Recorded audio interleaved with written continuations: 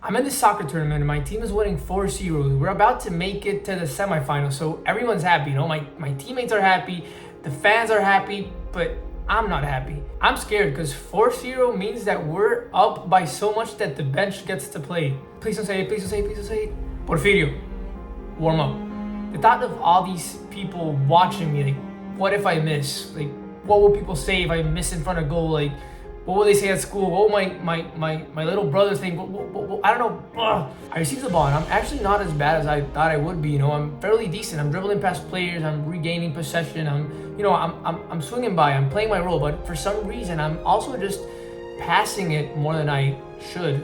There goes my star team player. Jesus, this guy's like Ronaldinho. This guy can play amazing. He already has like 10 goals in the tournament. He gets past 1, past 2. Past 3. Come on, really? Please, defender number 4. Please don't let him get past you 2. You're supposed to be covering me.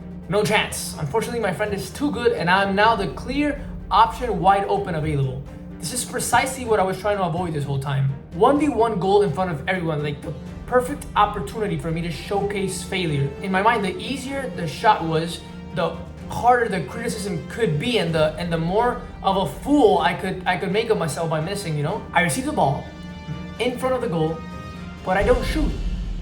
Fear does. And it produces this weak, embarrassing shot. And when the whistle blows and everyone's super happy because we made it to the semifinals and we're gonna go get some pizza at Domino's or whatever, I can only concentrate on the fact that another game went by and was another game where I didn't score a goal.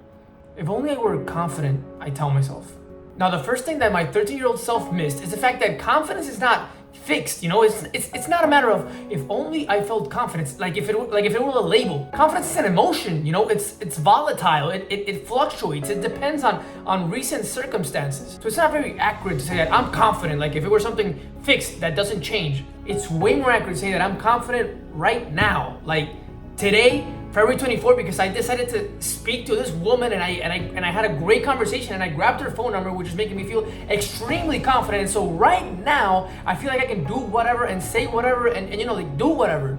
But bro, I realized, at least for me, that confidence is a full-time job. In 5 days, in 120 hours, the effects of this morning interaction will fade. 5 days from now, unfortunately, my mind will kind of just forget about the powerful state that I'm in right now. And so it kind of just requires like an endless, ongoing, never-ending supply of constant reminders that I need to feed him that serve as this evidence so that he never forgets that he's capable, And I better leverage the fact that I'm feeling good right now to do so, right? That I'm feeling confident. Because unfortunately, if I allow sufficient time for my confidence to fade, if I fail to provide evidence to support the fact that I'm not worthless, then I will start believing that I'm worthless. And this is exactly what was happening to my 13-year-old self. Every game that passed where he did not score was basically further evidence to support the fact that he's not capable. And so naturally, he's convinced that he's incapable. No wonder he's feeling like shit and thus playing like shit. I've actually never seen The Matrix, but I saw this in an Alex Hormozy video where he was talking about confidence and it really spoke to me. Apparently there's a scene where Morpheus tells Leo, I am unafraid, not because of the path that lies in front of me, but because of the path that lies behind me. The path that lies behind me is his personal trail of evidence that he's built in order to support the fact that he's capable. It's all of the history, all of the reminders that are necessary for him to not fear. See, one of the biggest differences between my star teammate and I, besides the fact that he was blessed with Ronaldinho and his skills, God bless.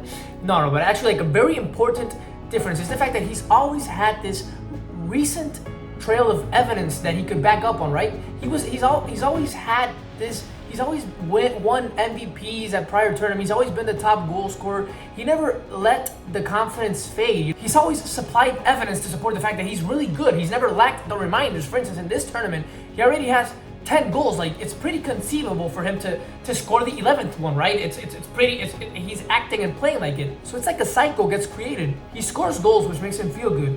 Feeling good makes him play good. Playing good makes him score goals. And again, the cycle continues. He scores goals, which makes him feel good.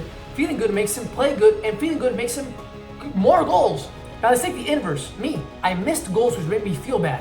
Feeling bad made me play bad. Playing bad made me miss goals. Miss goals made me feel bad. Feel bad made me play bad. Play bad made me miss more goals. So how do I break the cycle? Because if I understand correctly, you're telling me that in order to break the cycle, I need to score a goal.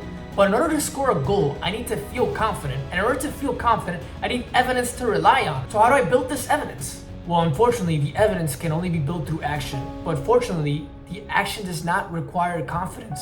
I don't need confidence to go and talk to a woman, same as you don't either. You just need discipline, action. If I go and talk to a woman right now, regardless of if I'm feeling confident or not, just through disciplined action, that is what will build the path that lies behind me that Morpheus was referring to, that makes him unafraid of the path that lies in front of him, that gives me that confidence. If she says yes, in the case that you're trying to go out on a date with her, with an amazing, you scored the goal, and thus you scored the goal, which will make you feel good, which will make you play good, which will make you score another goal. And if she says no, then it's still great, because it just showed me that all I need to do is the same thing that I just did a minute ago, over and over again, without letting my confidence fade, until I'm able to break out of the cycle by scoring a goal, which will make me feel good, which will make me play good, which will make me score even another goal.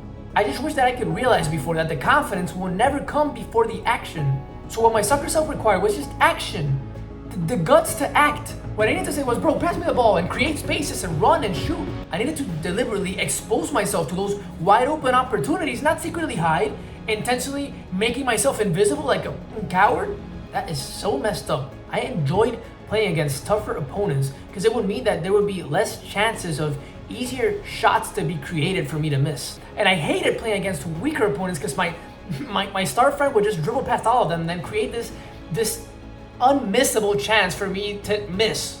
And again, all I needed was action to actually play for the sake of winning and scoring. Because that wasn't action. I wasn't playing to score and to win. I was playing not to miss and not to lose, which is exactly what produced those same exact results in action.